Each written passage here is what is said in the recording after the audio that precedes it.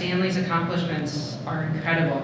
An MBA, a PhD in physiology, graduating at the top of his class, a postdoc fellowship at Johns Hopkins University, and now a faculty position at Howard Medical School. And I have to say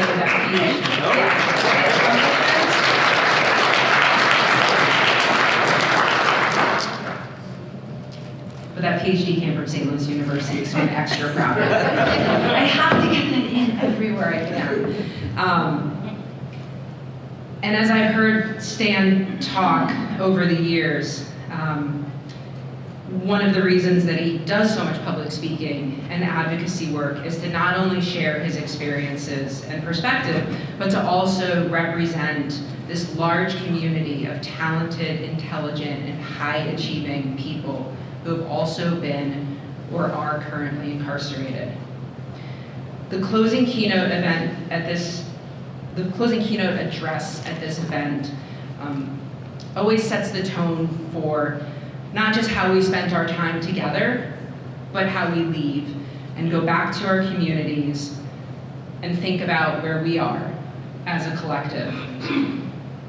There was no disagreement amongst our conversations with the planning committee that you were the person that we wanted to present this final talk.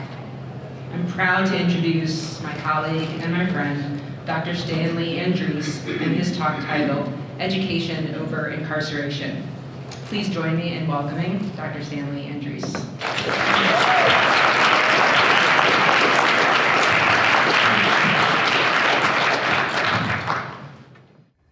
All right, so I think I'm mic'd up, ready to go. I'm very excited to be here and sharing with you all. Last year was my first time coming to this conference, and it was just this eye-opening experience. And I'll tell you a little bit more throughout my talk of why it was this eye-opening experience. So to go from last year being my first time attending to this year being one of the plenary speakers is something that is an honor for me. So I thank the planning committee, and I thank you all for being here, attending. I know it's the last session. You may have to catch a plane here in a second, but I appreciate you all for sharing this space with me. So as was just mentioned, the title of my talk is Education Over Incarceration. We'll talk a little bit more about that. And as you can see, I have a beautiful baby girl pictured on the screen here. So my wife and I just welcomed into the world our first child, Ashlyn Odette Hope Andrisse. And I wanted to, open just because it's like a super cute picture and like, who doesn't? So that's obviously, and she's, already become this special part of me, and this holds this special place in my heart. And parents in the room all understand that. You've been told that if you weren't a parent, then you're told like they're gonna hold a special part in your heart. And it's, in just 3.5 weeks, I've already experienced that. But so I wanted to add it because super cute picture, place in my heart. But also for the idea of we must understand where we've come from to understand where we are going. And I thought a picture of my daughter might help me explain that a little bit as I go through the talk. And so her name, each one of her names are a little piece of my wife and I's past. And they explain a little piece of who she is.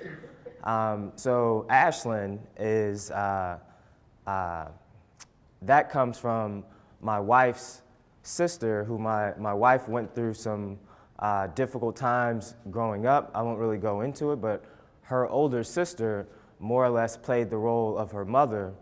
So this person holds a special place in her heart, and so we wanted to carry that on to our daughter. Her middle name, Odette, I'm Haitian. My family is Haitian, and we come, my family immigrated here from Haiti.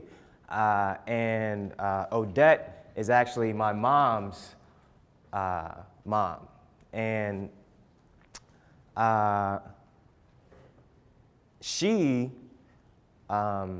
Odette, my mom's mom, passed away when my mom was only 2 years old. So my mom actually never met Odette. So this was an opportunity for my mom to meet Odette. And hope comes from the idea that, and I'm okay with sharing this because my wife is now like an advocate for this as well, and she speaks out on this all the time, so I'm not sharing any business that she doesn't know that I'm sharing. But my wife and I battled with issues of infertility. And interesting enough, I mean, as you might be reading as I tell you a little bit about myself, you know, I'm an endocrinologist scientist that studies reproductive endocrinology, and my wife was diagnosed with a condition called PCOS, which is what I actually study, but that's not like why we started dating or anything like that. But she's not like my test subject or anything. Like, we just found out she has PCOS. I've been studying it for a little longer than that. But we went through a lot of different struggles with bringing Ashlyn Odette Hope into this world. Her mom gave her this, you know, as we were going through this, her mom gave her this shoe to help her, you know, it was these little baby shoes. And she gave it to her to say, you know, this is something that you can hold on to as you're going through the struggle with infertility. And so she put it up in the bathroom, and like this was her source of inspiration. And one day she just happened to look inside the shoe, and the maker of the shoe was called Hope. And you know, so that was our piece of hope that we held on to. And so you know, we must understand where we've come from for us to understand where we're going. And we want to incorporate that into our daughter. And I'll also be talking about that throughout this talk. So moving into the talk, the first thing that I want to do, I want this to be kind of a discussion. So this is going to be an interactive discussion, and we are going to interact with each other. And I'd also like you to interact with the folks that may be not here as well. So throughout the talk, you'll see this little image pop up, and this is your opportunity. Or you could just do it at any point in the talk if you see something or hear something that you're interested in sharing with other people. You know, please continue this conversation. You know, we are in this place, in this space of talking about these issues. We spent the last few days talking about them. We're very intimately connected with these issues, but we all know that we need to be having these conversations in many, many spaces. So by sharing it, this gives the opportunity to continue the conversation. So you could kind of just follow the directions there if you guys are good at following directions. You know, get your phones out, use the wording, a couple of hashtags that you might want to use, and you know, we'll be able to continue the conversation online as well as in the room. A few more instructional things that we're going to talk about. Let's make sure this slide works, okay? We are going, again, this is going to be an interactive discussion, and the first interactive part of this discussion is for you to follow some more directions. So if you just Android or iPhone, you can text the wording that's listed up there and to 37607, and that will give you the ability to join this conversation. And then there will be more questions throughout the presentation, but you can easily just, you know, text, you know, lowercase or uppercase, you know, the different answers that will be presented on the screen. So this being the first one. So let's get our phones out, let's text to join, and let's answer this first question.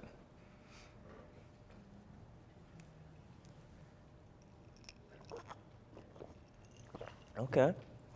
Okay. Okay. Okay.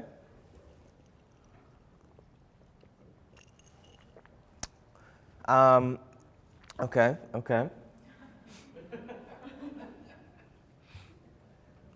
man.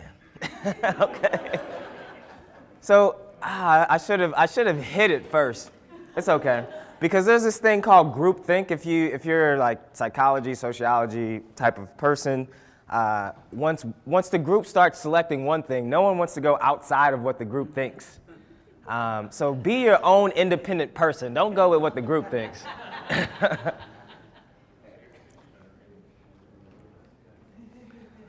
So I'm not going to put the timer up, but I'll just put a timer here on my phone. So I'll need you, so now that you've joined the conversation, you don't need to, it'll still say text to join on every one of the questions, but now that you've joined, you don't need to text again to join. You just need to answer the question. So we'll be able to go through the other questions a little faster. So I'll give you all, and it also gives you the options if you want to change you could, I think, press clear and then go back and change your option if you're the indecisive. But if for all the standardized testing people, if you ever take a standardized test, you're never supposed to, go against your first thought. So go with your first thought. But you can clear if you want to change it. All right, so I think that time is up, and it looks like the majority of folks think I'm around 35 to 40 years old. So I'll wait to answer the question because we have another question so this is, how old do I look? And there's still some people that we just talked about the first response, and people are still over here, changing their mind. That's okay. So 37% say 35, 40, okay. The next question, so this is, how old do I look? And most people said 35 to 40. But this question is slightly different, actually, right? How old do you think I am? So how old do I look versus how old do you think I am?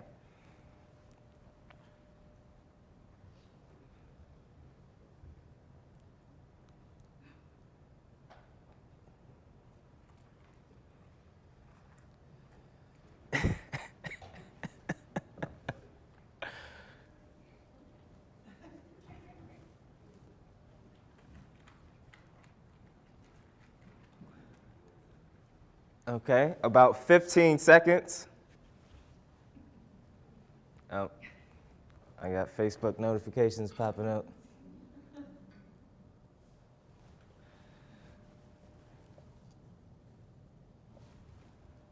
Uh-oh, I'm not sure how to get rid of that.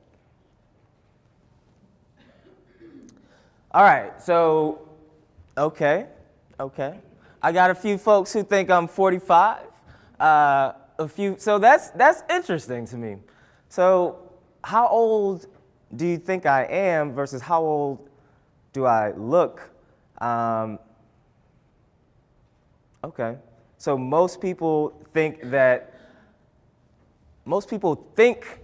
I'm older than I look. Is that what I got out of that? Is that what am I analyzing that correctly? Let me see. Let me go back. So, and people are still responding. Like,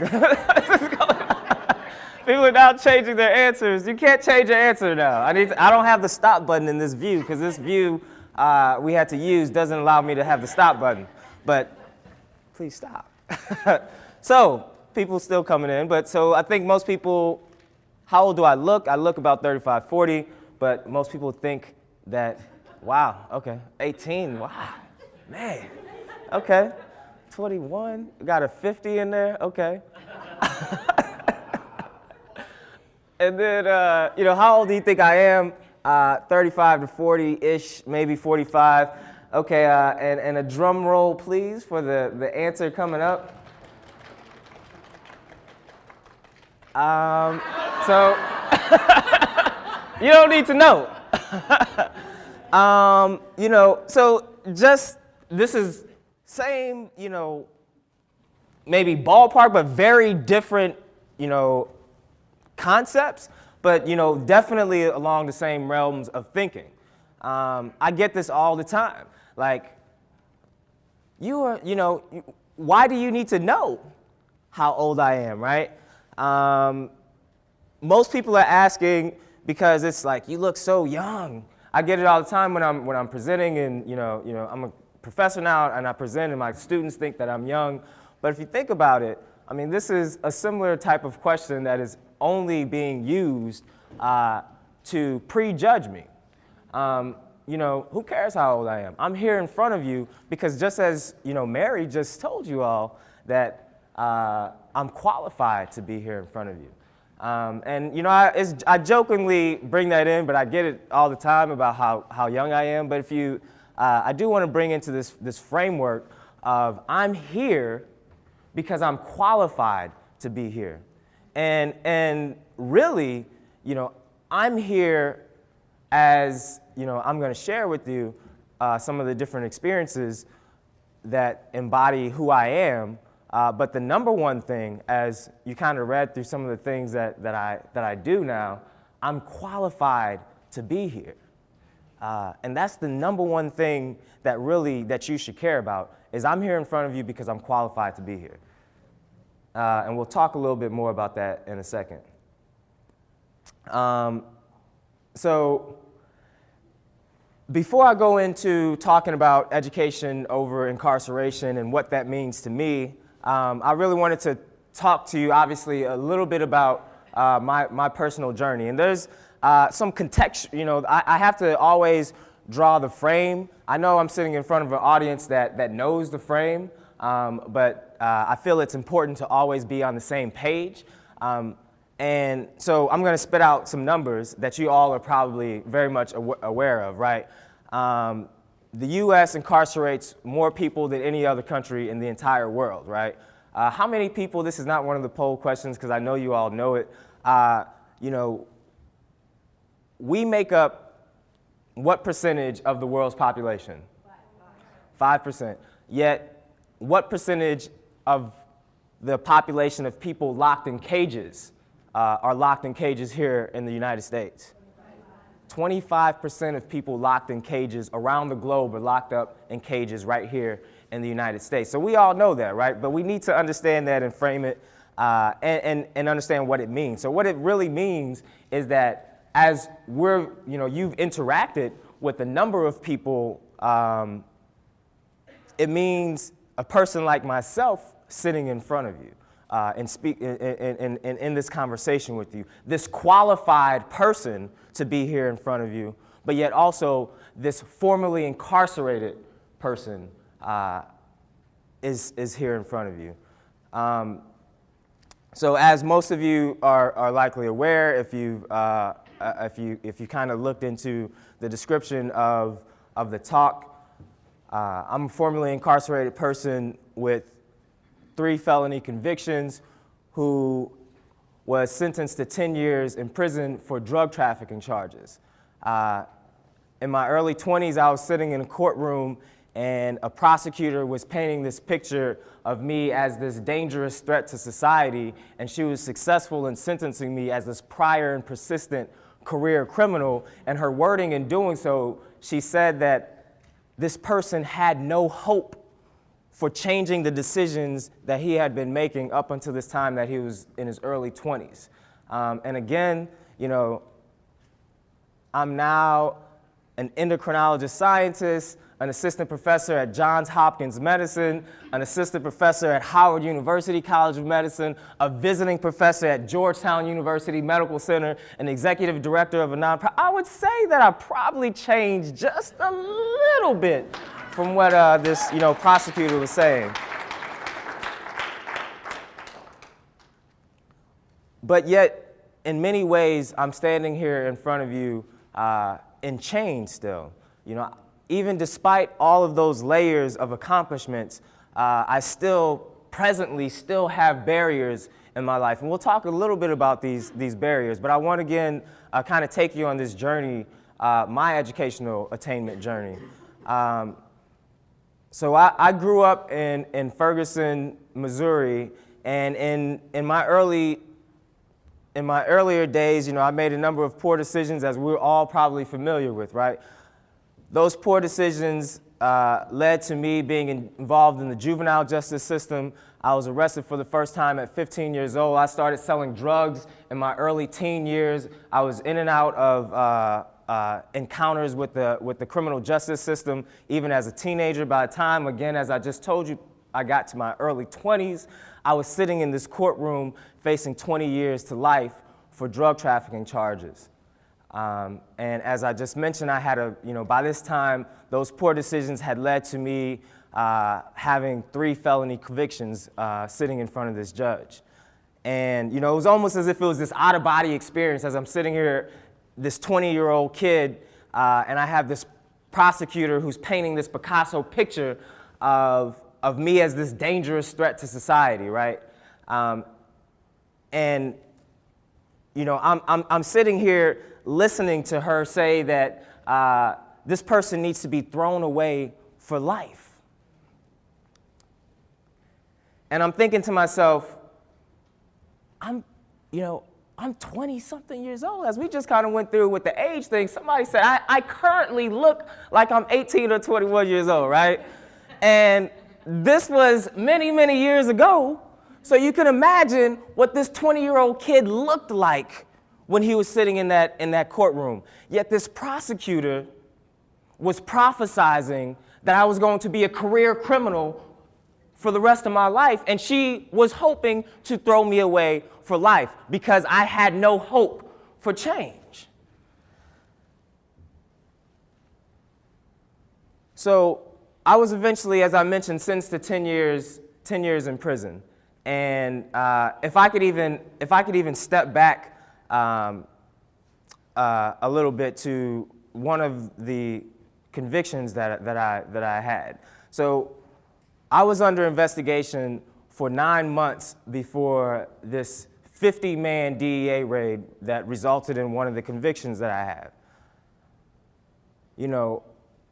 For most audiences, when I ask them this question, no one really probably can say yes to it, but this audience might be a little bit different.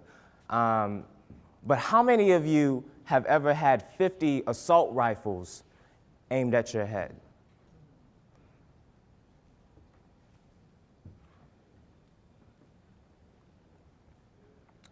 I could have very easily been Mike Brown laying there dead in the streets, and all they would have really said was, oh, another young black thug selling drugs dead in the streets. Who really cares? Black lives don't matter, right? Just another dead young black thug. What is he ever going to amount to, right? What could he possibly ever amount to? We don't need him in this world. He wasn't going to do any good. When it was all said and done from this raid that dropped down on us, there was 5 of us that got popped, that got hit up. 3 of us were black, 2 of us were white. The 3 of us that were black all ended up in prison. The 2 white guys never stepped foot in a prison cell. So I guess this prosecutor may have, possibly seen some hope in their whiteness, but for me, I was hopeless. So, now, I'm sitting in this courtroom in this out-of-body experience. I have this person telling me that I'm this, she's laying out all these terrible things that I've been doing since I was a teenager, and selling drugs and carrying guns, and I'm sitting here almost, in this out-of-body experience, taking this all in, and I get sent away to 10 years, and in the courtroom, I have my family sitting there, hoping that I'm not going to get sent away to prison. And once the 10-year sentence is, once they tell me my sentence, I ask the judge if I can go hug my mom before I get sent away. And she denies me the opportunity to be a human and hug my mom, who is bawling that her baby son was being sent away to 10 years in prison. So instantly, my humanness was taken away. And as this 20-year-old kid, I know now that I'm a professor who works with 25 to 30-year-old folks who are practicing and studying to be medical doctors. I know now that the brain isn't even fully developed until about the mid-20s, right? And yet, I'm working with these 25 to 30-year-old kids or adults or whatever you want to call them, these 25 to 30-year-old folks who are training to be doctors. And if you juxtapose the idea that we don't call them, they have still another 16 years or so before we start calling them professionals, before you want them to cut you open, right? They have to go through fellowships and all these other things before we call them a career professional. Yet this prosecutor was prophesizing that I was a career criminal at 20 years old when I've only been practicing crime for, like a couple years. How am I already a career criminal? But yet, that's what she labeled me as. And so I went into prison, again, this 20-year-old mind that's not even fully developed yet, that's very mendable, right? I went into prison truly believing that I was this career criminal. And I went into prison, she laid out all of these examples of how terrible I am. I went into prison feeling and knowing that I was really this terrible person, and I was just gonna continue this cycle of incarceration, because then I got put into a place of who everyone else was told pretty much the exact same thing, that they were terrible people, that they were never gonna be changing the decisions that they had been making, because the system tells the prosecutors to do that. This prosecutor is now a judge, and she's a judge because she was in this county. For the folks who are from St. Louis, this particular case was in a town called St. Charles, which is primarily white. So you got this black kid from North St. Louis that's coming out to this primarily white area and selling a bunch of dope. We need to X that motherfucker out for life, right? And that's what she was doing with a lot of other people. So she got to be a judge because on her resume, there was, we're always looking for resume boosters, right? Like I do a training program, we're helping people with, just one sentence lines that show that you're really cool and you can really do what you're doing. Their one sentence line to show that they're really qualified is, I've sentenced 500 years of incarceration, right? That's what makes them look good, is that they've sent a bunch of people to prison. And in order to do that, they have to tell people like me that I'm worthless, right? Because they need to convince someone, the judge or a jury, that I deserve to go away for life. So she needs to show them that I'm worthless. So I went into prison, as do many people, as I found out most people, being told that I was worthless. And then also, as with most people, we're in that very young age, so very mendable. It took a long time to break this psychological thinking of being worthless. I was fortunate enough to have this mentor step into my life who saw something different in me. He saw this potential that I didn't even see in myself. And he started investing in that potential. Another key factor of how I started to break this psychological thinking of being worthless, while I was incarcerated, almost immediately from when I became incarcerated, my father's health began to plummet.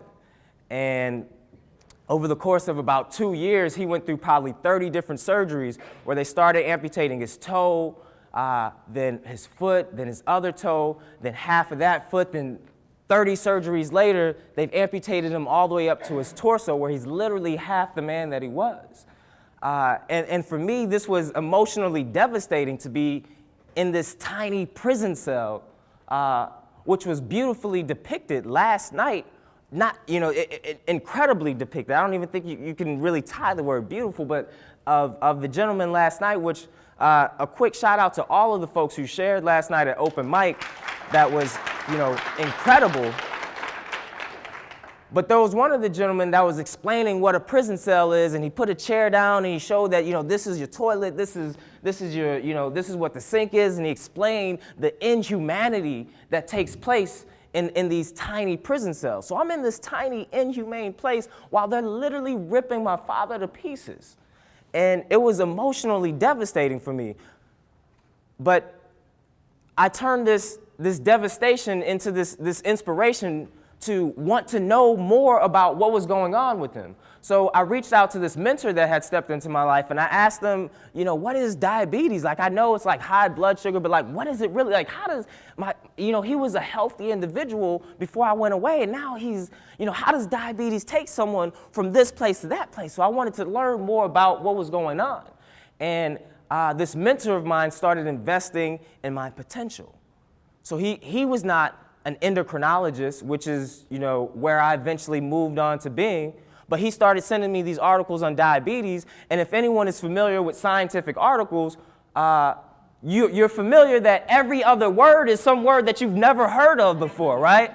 And so I'm in prison trying to read this, and I go into, I go into my little lock box, and I pull out my dictionary. I'm like, where the fuck this word? Like, they ain't got this. Where's this word at?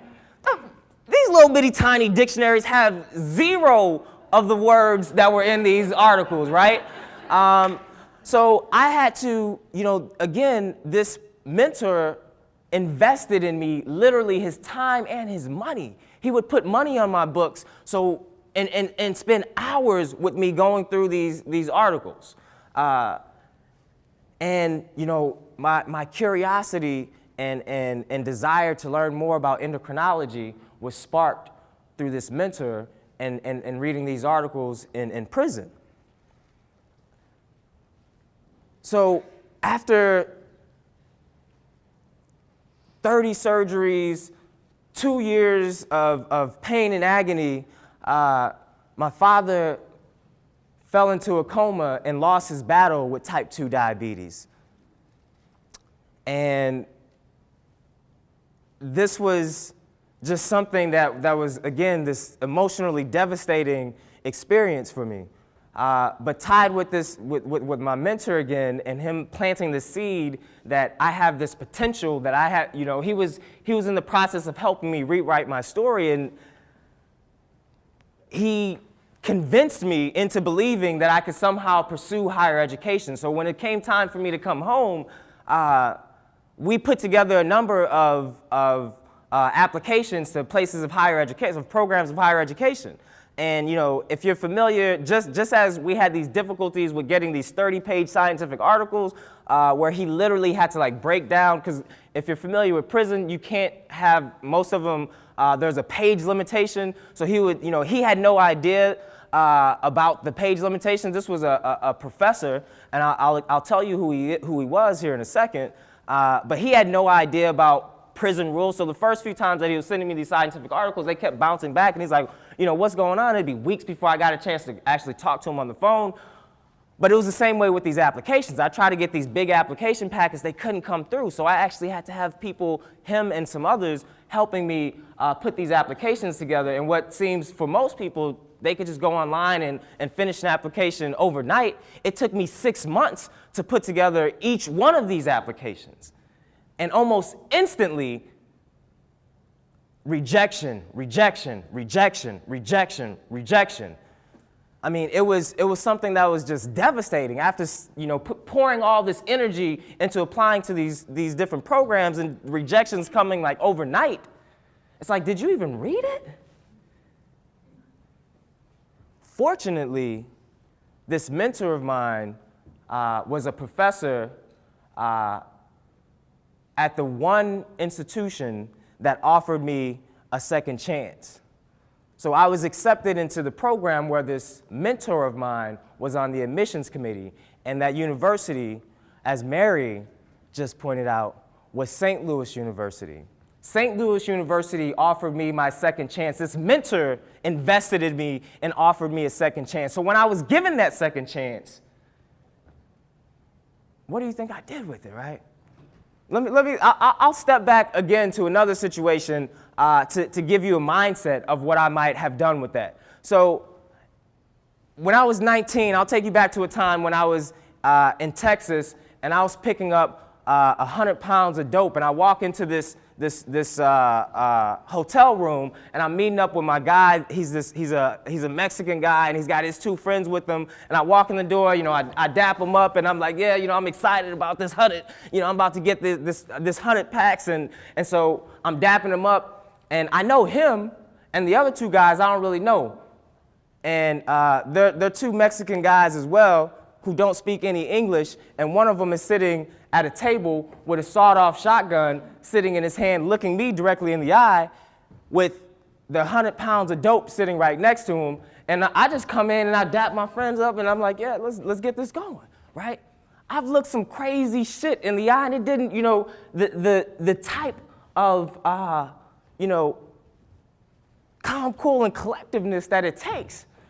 When I got to the point of being at a dissertation committee, and I'm talking to my friends, and they're like, aren't you nervous about this dissertation? Like, that professor's gonna eat me alive. And I'm like, nah, I think I'm good. So, when I got into that environment, I was hungry for change. I was thirsty for change. And as Mary pointed out earlier, I ended up finishing at the top of my class.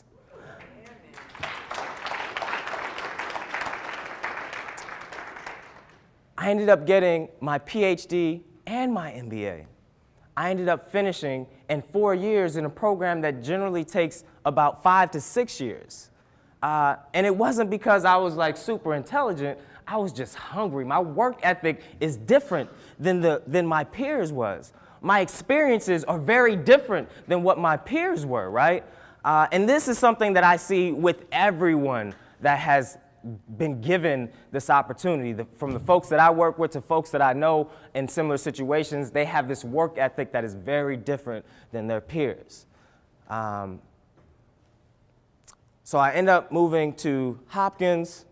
I'll skip all the information on the challenges that I faced there. Then I eventually moved on to Howard University, and as I mentioned, I'm now an assistant professor, a tenure-track assistant professor at Howard University, and an adjunct professor at Johns Hopkins, and this visiting professor at Georgetown University. So I come back to this idea of we must understand where we came from to understand where we are going. So we must understand our journey to really understand where we're going. We must understand even further beyond our journey to things that happened even before we were here, to things that happened before even our parents were here, right? To understand where we are going. And to tie this idea, and I was, I'm thinking like, how can I really tie this idea? And it really can't be tied any better than the words from Glenn Martin, who was the founder of an organization called Just Leadership. Those closest to the problem are closest to the solution, yet often furthest from resources and power. Those closest to the problem are the ones closest to the solution, yet often furthest from resources and power. That's about understanding where we came from, right? We need to amplify the voices of people like myself, right? We need to amplify the voices of people who are qualified to be standing here in front of you, who are also formerly incarcerated. We don't need to just put them up here because they're formerly incarcerated. We need to put them up here because they are qualified to be up here. We have folks that are qualified, not just because I'm formerly incarcerated, you want to hear this story of how I got here. You can forget all that stuff. My qualifications put me here, right? So we are in a position where we have formerly incarcerated people who are qualified to be in these leadership roles, and we need to be placing them in those leadership roles. So again, we all know about mass incarceration. We all know about these statistics, but I want to really point out, things that we already know, right? But tying into this idea of those closest to the problem or closest to the solution. So who are those people that are closest to the problem? And these statistics, again, are probably nothing that you don't know, right?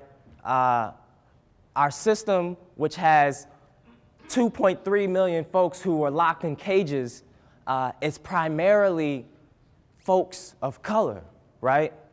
It's primarily people of color. It's primarily men of color, right? That's not to exclude any other type of person who has been formerly incarcerated, but we have to understand who are the biggest population of those closest to the problem, right?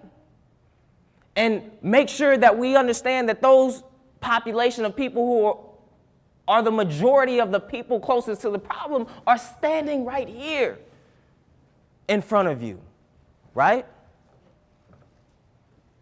Another telling statistic that was thrown up here, and these statistics, most of them I cite where they're coming from. These particular ones are coming from the Sentencing Project, but there's this interesting idea of incarceration being this thing of poverty.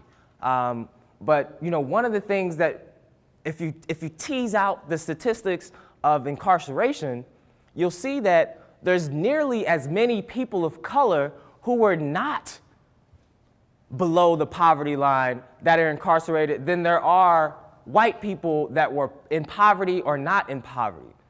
So it's not only a thing, incarceration is not only a thing of poverty, it's really a thing about people of color. But this is no surprise to this audience, right?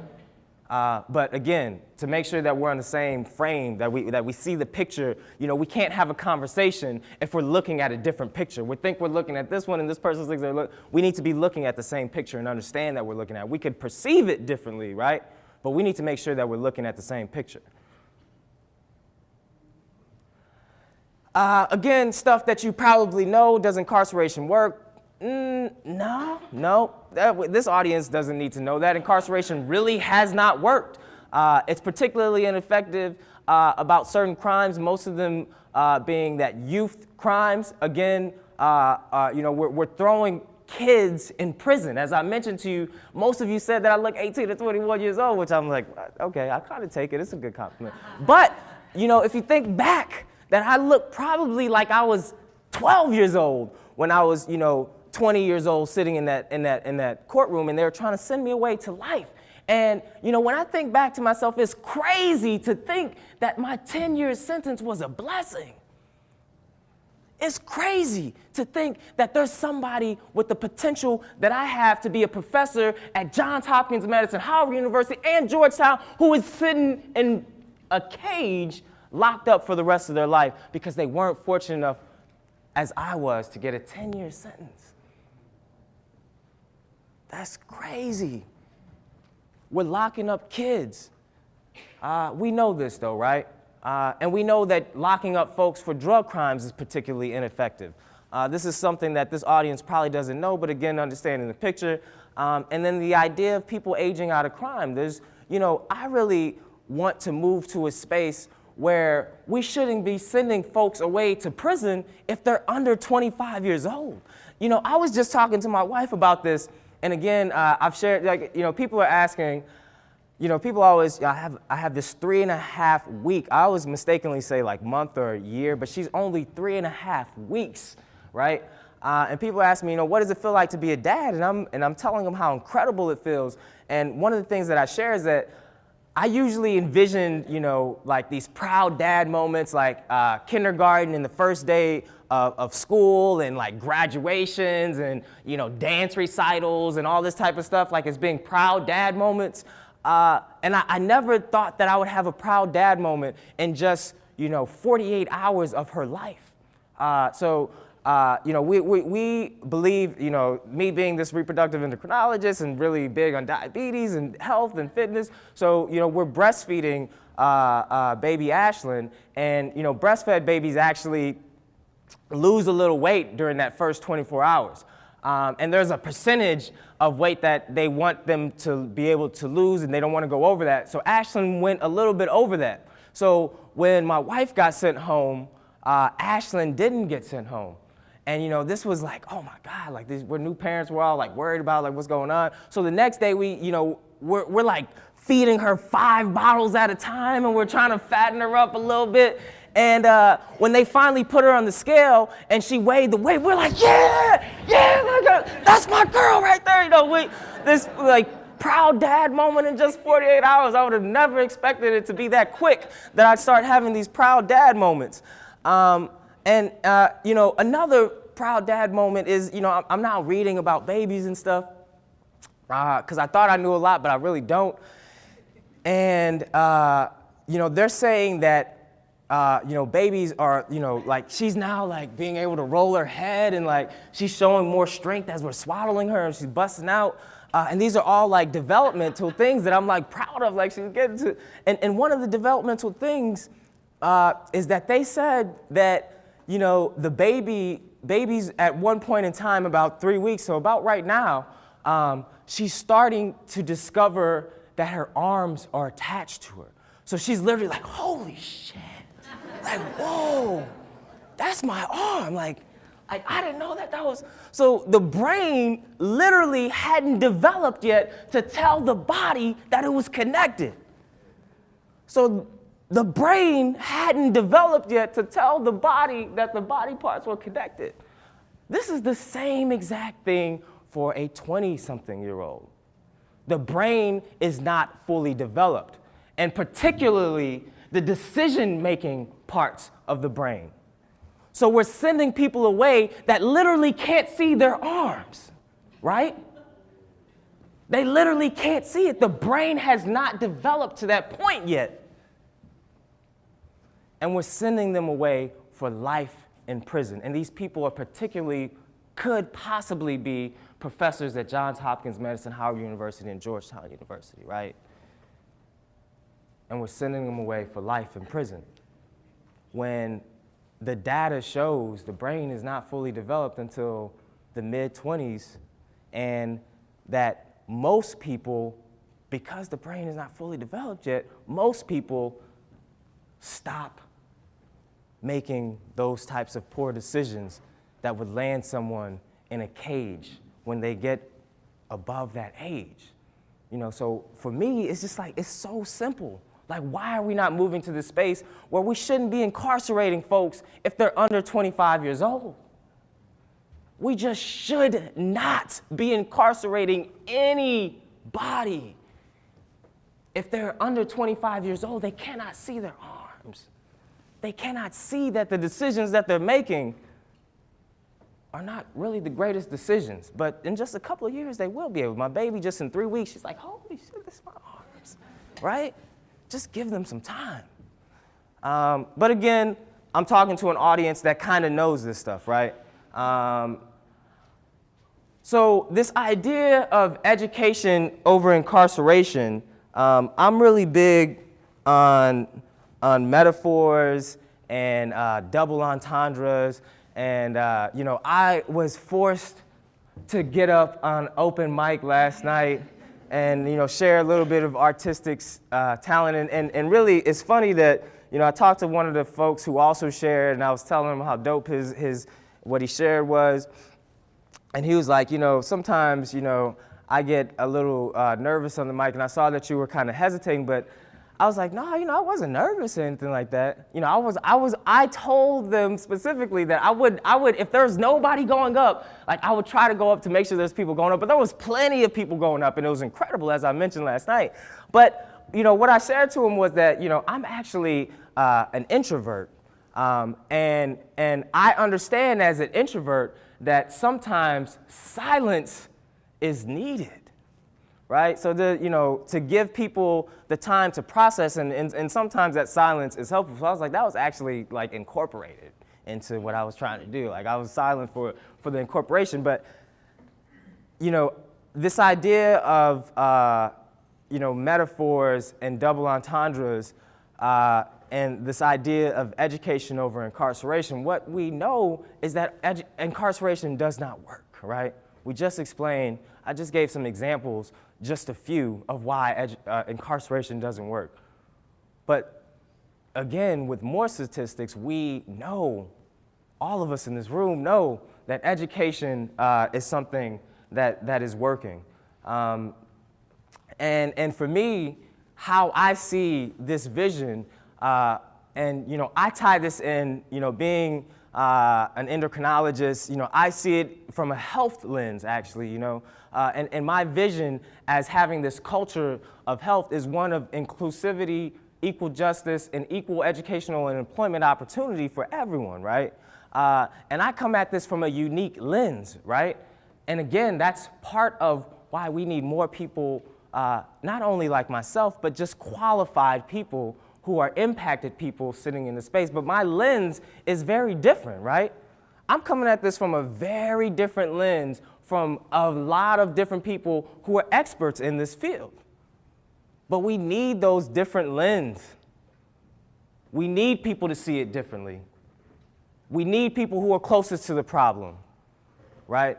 We need people who are closest to the problem in leadership positions. We need them with the resources to be in leadership positions, right? And that's how we're going to tackle these issues of disparities and inequities that are involved in our legal system. So how I see it changing is, again, there's some statistics that some of the folks in the room are probably likely familiar with. There was this, everyone I feel like in this space references this particular study here that was done by the RAND Corporation that shows that, obtaining higher education is reducing recidivism by 43%. We understand that it's also 4 to 5 times less costly to send someone to college than it is to put them back in prison. That's all stuff that we understand, right? Education is providing the opportunities for people with criminal records to move beyond their experiences with the system. It's, furthering one's education is not really just healthy for the individual, it's healthy for that individual's family, it's healthy for that individual's community, it's healthy for everyone in the community, right? It makes sense. Education over incarceration makes just clear sense. Incarceration is not working, education is clearly working. What do we need to do? We need to probably do a little more of that, right? Because, I always get in this conversation. I'll talk a little bit about the organization that, in the program that I run, but I have these conversations with, funders and partners, and, a lot of people are of this, perception that once someone gets out of prison, they need jobs, and they need to put food on the table. Right? There's 3 main pillars that most people will consider reentry, and that's housing. You can't even get out of prison a lot of times unless you have a housing plan. There is mental health assistance and drug use assistance, and then there's workforce development. And then if somebody gets through those and they go through a workforce development program and they get into an entry-level position, the reentry field throws their hands up like, touchdown, we've successfully helped this person reenter into society with their $8 an hour job, and they're putting food on the table. It's a tough conversation. If you can imagine when someone truly believes that, and you're trying to get them to understand that we need to have a 4th pillar, and that 4th pillar needs to be working in conjunction immediately when someone gets home. And that 4th pillar needs to be the continuance and pursuance of higher education. But how are they going to be doing that when they need to get this job that's going to put food on the table? I think you're selling us short a little bit. We can handle it. And I think there's a lot of folks in the room that understands that we can handle that.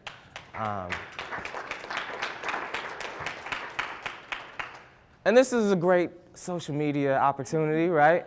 I told you that you'll see a few of these. This graph is, and we'll talk, I have a few data points from this particular study that just came out from PPI that shows that the amount, it's nearly impossible for formerly incarcerated job seekers to compete in this economy that's increasingly demanding higher skilled and credentialed workers. So back in, in the 1970s, a large percentage of jobs were available for these labor type of jobs, but those jobs are going away. The model of our system, of our society has changed. So to tell folks that they need to go into these types of jobs, when these types of jobs are going away, like, how does that even make sense? And so we're back to another poll question. I mentioned that this would be interactive. I talked a little bit. I want to ask a few questions. So If you could get your phones out, you should have had them out from that last slide because you should have been Facebooking. Maybe you're still Facebooking or tweeting. But if you could get your phones out and engage in this conversation.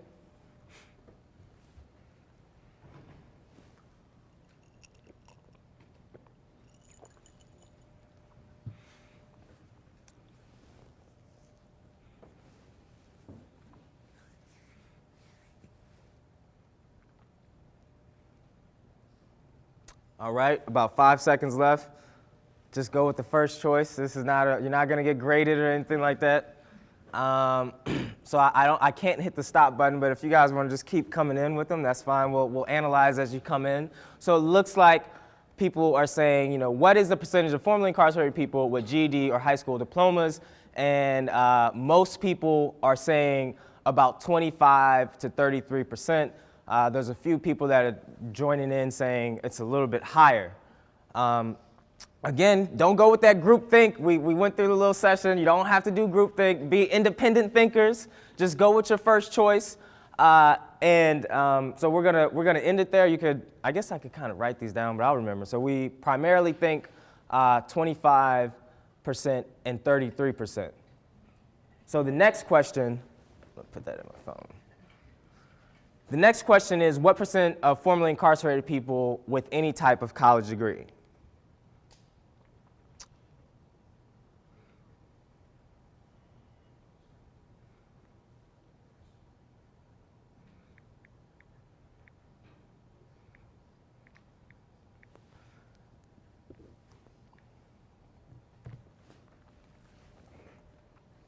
So about 5 more seconds. So what percentage of formerly incarcerated people with any type of college degree? It's almost like 33% split between 4, 8, and 15.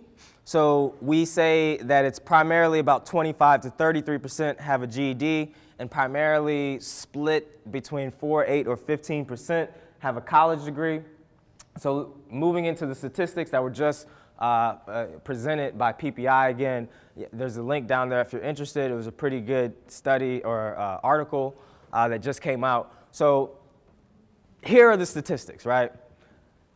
Roughly 90% of the general public has GEDs or high school diplomas, compared to 75% of the incarcerated formerly incarcerated folks. So about 1 to 2-fold difference. We're almost there, right? And that's largely because the prison system, like when I was in Missouri prison, you couldn't exit until you had your GED or you were very near completion of that GED. So we've very intentionally stressed this idea of getting high school diplomas or GEDs for folks in prison. But if you look at the college statistics, 30% of the general population compared to less than 4%. That is nearly a 9-fold difference. So we go from only about a 1-fold, basically equal on the idea of high school equivalence, and then it's a near 9-fold difference in college education. What do you all feel about that? How does that make you feel? Literally, let's shout out some ideas of how that makes you feel. Frustrated.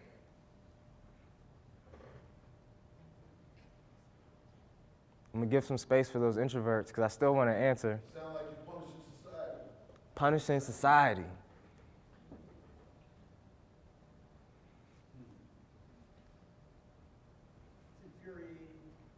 Infuriating. Anger. Well, it looks like the general public doesn't think a college degree is that important. It's only 30% of the college degree for the general public. That's an interesting take. The general public pushes for education for anybody else, and they're not even doing it for themselves.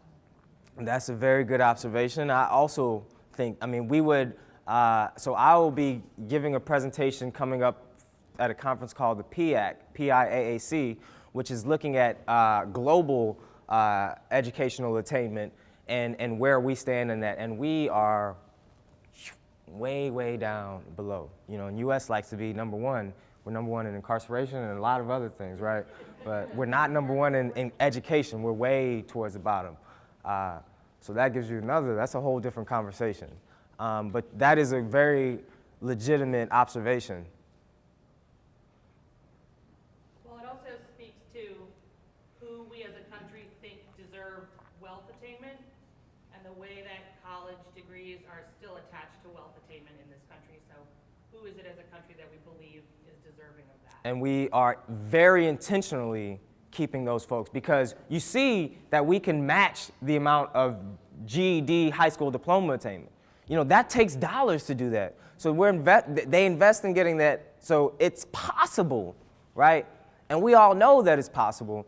And we all know that, you know, so we in this room, that question about where the focus needs to be, we clearly understand where the focus needs to be. We need to start getting people into this conversation so we can help them understand where that focus also needs to be. So in the study in this article, they break it down in another way. So they break it down to people who have obtained high school diplomas or GED and what percentage of that. And it's actually so the general public has a 1 in 3 chance of attaining a college degree. The general public with a high school diploma has a 1 in 3 chance of attaining a high school degree. Formerly incarcerated people with a high school diploma or GED have a 1 in 20 chance. So again, you know, another way to look at that same disparity that we just looked at. There's clear that there's a lot of work to be done, and the folks in this room are the ones that are looking to address this. And we'll talk a little bit more about how that looks, but a few more questions that I want to kind of pose to the audience. So for this one, for the formerly incarcerated folks in the room, did your criminal legal system involvement prevent you from pursuing your major or career of choice?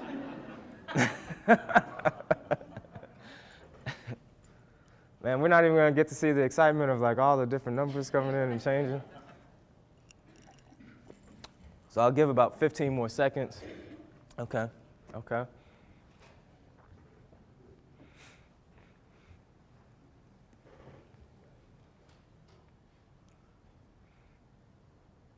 So again, this is something that it really depends, right?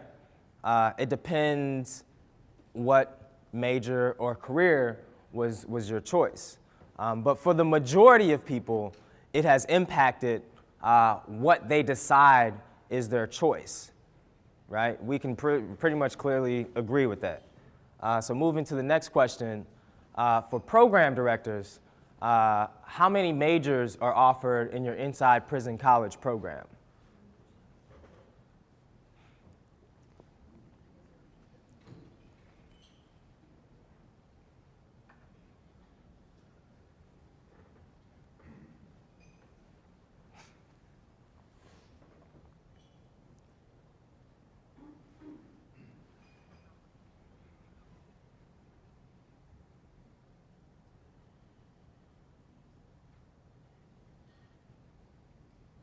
Okay, so about 5 seconds.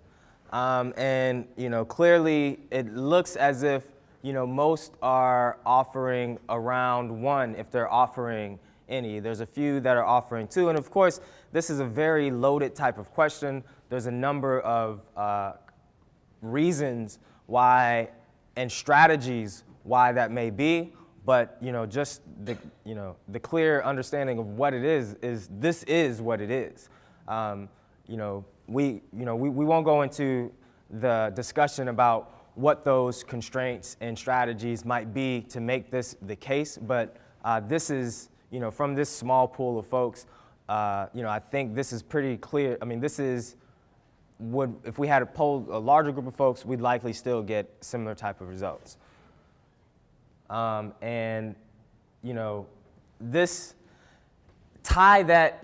we tie that in with the previous question that almost 100% of formerly incarcerated people say that they were unable to pursue the major or career of choice, and then we tie that in with the programs that we're offering are only offering a few 1 to just 2 majors, we really need to think about that of when we talk about offering the opportunities to the students, what we're actually doing. So some of the barriers, I've kind of hit on this, I won't really go into, I just wanted to mention them. There's a psychological piece that I talked about with how the system labels us, and it also is something that we ourselves start to perpetuate. There's a box. These are things that were talked about in the conference, so I really don't want to spend that much time on them. But Pell reinstatement, the FAFSA question, which also is tied to funds, and this idea of what I really want to talk a little bit more about is this idea of first-generation college students and this X on folks' back and the ability to navigate the actual college system successfully.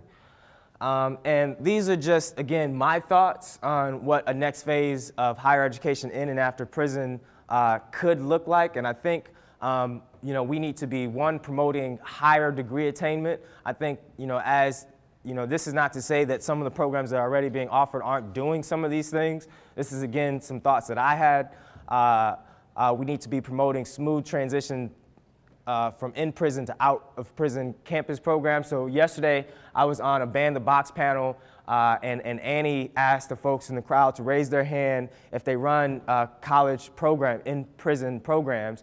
And we had a good number of folks that did. And then she said, leave your hands raised. How many of you still have the box at your college? And almost all of the hands remained raised.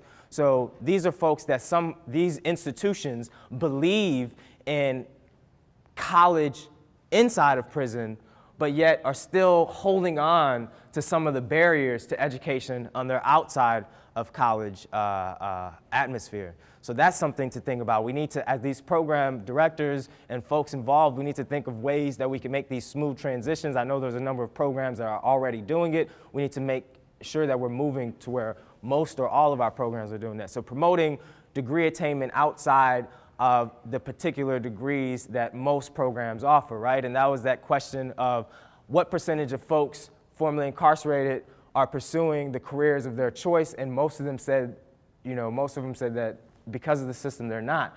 And that question was, I wanted to add in there whether it was the system or whether it was other things that made you not be able to pursue that question, or pursue the major of choice. But regardless, there's a large number of people that are not pursuing their major of choice. And then there's a large number of programs that are only offering not very many programs of choices. There's not very many choices, right? Another thing so that's something to think about. We also need to be thinking about building coalitions and utilizing success stories to address this licensure issue. I'll talk a little bit about my program here in a second and ways that we're addressing that. And then we need to be moving to this model where students can pursue their innate passions. Right? We need to change that number of formerly incarcerated people said that the system has impacted where they see themselves being. So what that answer says is that we are not letting people pursue their innate passions and talents. We're saying that this is probably going to work best for you. This is what society has set that they'll allow you to do. And instead, we have people's talents still boxed up.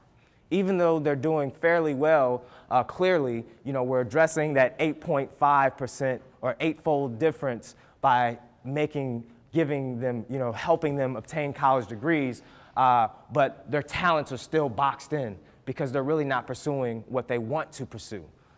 So we need to start moving to a model where we can help folks pursue their innate talents and passions.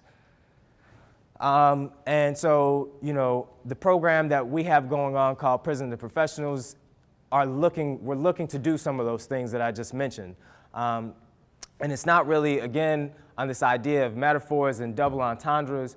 We're really not about helping people get PhDs or doctorates or professional degrees. We want to help people pursue their innate talents. We want to help people move into this space of reaching their full potential, and we want to use higher education to do that. We want to use leadership to do that. We want to use mentorship to do that. So we're investing in their potential with this blanket of support, resources, and tools to help them obtain what they want to obtain. And again, the name is this metaphor of going from this place of desolate despair to a place of prosperity and self-worth. And that is very different for many people, but we want to help them get there, whatever there is for them. And we need to be moving to that space of helping people, because in the general public, that's what they do. So why not do that for us? And, you know, in our program, I just wanted to highlight a few of the folks that are running through our program thus far. So we have some folks that are literally going to be, you know, we have a future chemical engineer who's going to be looking to get into tissue regeneration. He's literally looking how to rebuild an arm, a leg, brain cells. Like, this guy is a genius, right? We have one of our guys that's looking to be an astrophysicist that's looking to get into MIT. This individual is, I always say that he's going to be the first formerly incarcerated person to walk on Mars. And no one has walked on Mars yet, right? But this individual is going to be the first person to walk on Mars, and he is also a brilliant individual. We have an individual who is looking to be a nurse anesthetist. I can't even pronounce that word, right? And it makes a lot of money, and it's what he wants to do, you know? And we're helping him get there. You know, we have scholars that are actually working on their medical degree. We have scholars that are working on their PhDs for mass spectrometry, yet another word that I don't really know how to say, but we use it in what I do. So I might hire him to come with me selfishly because he's much smarter than me and he can help me advance my research. We have people that are in nursing and psychology and counseling and education, all wanting to pursue higher degree attainment. This is where we need to be moving towards. And I know the question that I've gotten as I'm telling folks about the program, well, it seems like a lot of those professions that you're talking about require certifications. Well, my answer to that is what I did. I'm just gonna break that motherfucking ceiling, is what I'm gonna do. And I'm gonna help others break that ceiling. And we now have the collective power to do that. We now have lawyers. We now have professors. We now have presidents of universities. We have executives. We have psychologists. I was just talking with Chris Beasley and Terrell that are helping run the FIC, the formerly incarcerated college graduates. We have 1,000 folks in there. We have 120 folks who have doctoral and professional degrees. When someone comes and says that one of my scholars, well, we're not going to let you in to be certified as a nurse anesthetist, which he's already certified as a registered nurse. So we're already halfway to that battle, right? But when someone comes and says that we're not going to let them, we're going to utilize this collective force and this collective strength of folks who have already broken the ceiling. Another thing that we're utilizing in this collective force, I have the president of Johns Hopkins on my speed dial, right? The president of the whole university. I'm now having conversations with the dean, and I'm telling him, we have the first formerly incarcerated person that's gonna walk on the moon. We need him at Hopkins. He wants to go to MIT. No, we need him here at Hopkins. And he's like, wow, and when we have these conversations, it almost, it starts off in this space of, well, we're Johns Hopkins though. It's kind of hard to get in here. So when you talk about building this program, Stan, what are we thinking about diluting, the quality of folks that we're bringing in? No. I just told you, man, we got the first person that's gonna walk on Mars. What do you mean are we diluting the quality? This guy's a genius, right? We're not diluting the quality. I need you to help me get him in so he can walk on Mars. And help me break that ceiling too, because you are the president of Johns Hopkins University and you believe in this program and you believe in who I am, right? So why not help other people get into this position? And that's how we break the ceiling. And I'm just about out of time and just about out of slides as well. This goes through some of our vision and our mission and our strategies and our success thus far.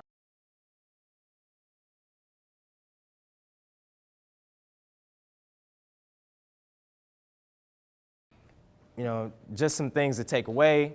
the ideas of mass incarceration, the stats, the ideas of incarceration has not worked. We need to use education. We need to use some of the strategies that we talked about, those closest to the problem or closest to the solution. We need to be promoting and using our collective leadership and our collective power to promote higher degree attainment and pushing folks into positions of leadership. And I encourage you to connect with me to try and learn more about how we're looking to do this. And with that, I thank you for your time, and I'll take any questions.